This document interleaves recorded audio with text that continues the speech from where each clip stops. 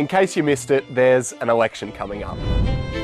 And for the first time, there will be more Gen Z and millennial voters than baby boomers. So, what do you guys care about?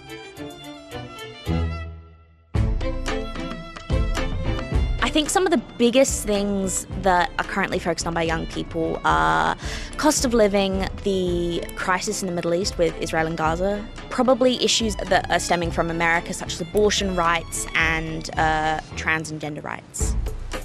Whilst climate change has been a historic issue, it's definitely going to be less of an issue in this election period. I feel like cost of living and energy have become a much more immediate issue for many young Australians. I think most young people care a lot about climate change and cost of living.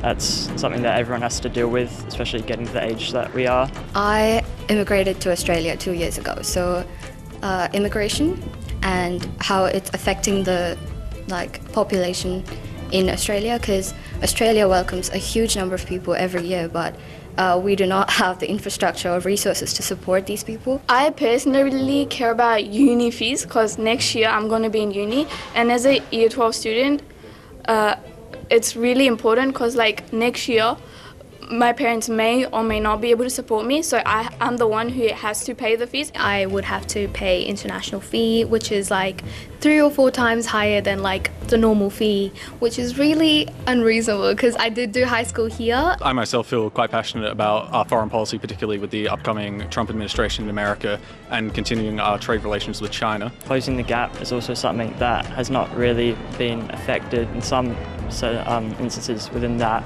I know it's gotten worse as well, so it'd be great to see some actual difference positively being made there.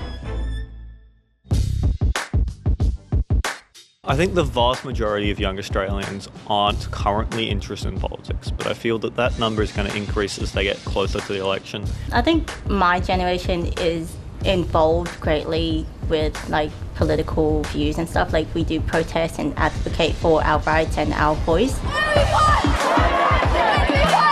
I believe there is a mixture of people. There are people who are extremely apathetic, and I think that there are people who are extremely politically conscious.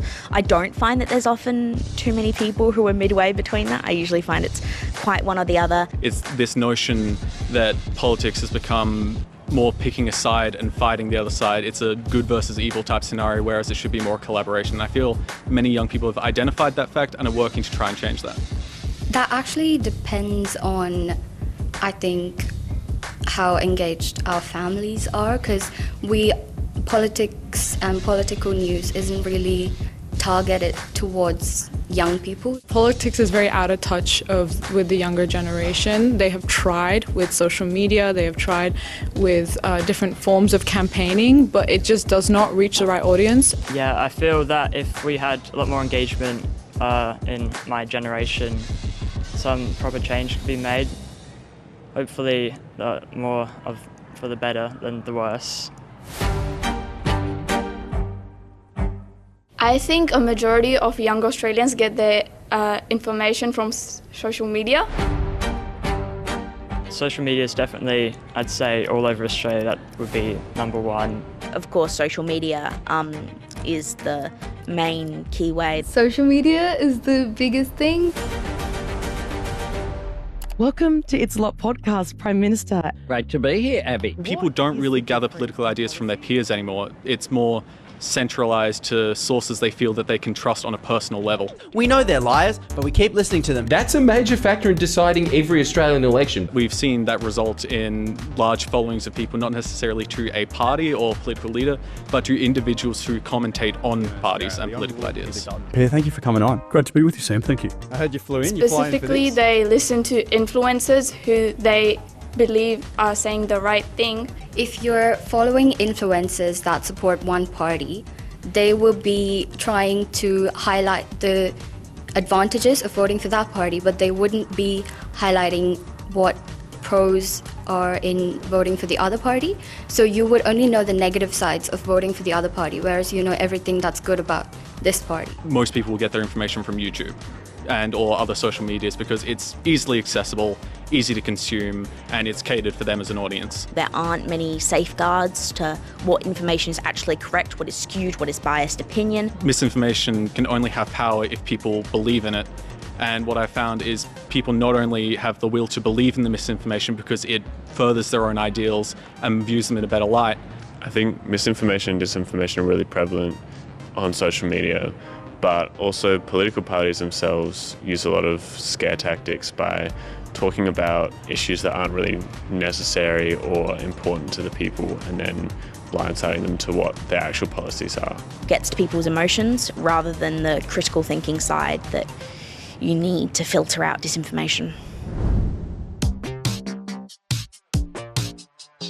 Young Australians are only engaged in politics when it comes to issues that only affect their future. I'd like to see some designated seats in the upper house federally that are not voted by the entirety of an electorate, but by just the Indigenous people within an electorate. I feel that, especially as at least my age group gets older, we're sort of looking more so at energy and the economy more than longer term issues like the climate crisis, because it's just what we're going to face earlier. I want a better future for myself and for the future generation. It's hard to lower the price with everything else in the world increasing as well, but if they could provide us support in any way, that would benefit me and other students. Ultimately, by voting for what they believe in. Rather than just looking at the figurehead of each party and, I don't know, flipping a coin, picking which one they prefer, actually look into policy, look into what you're voting for, and vote for what you believe in.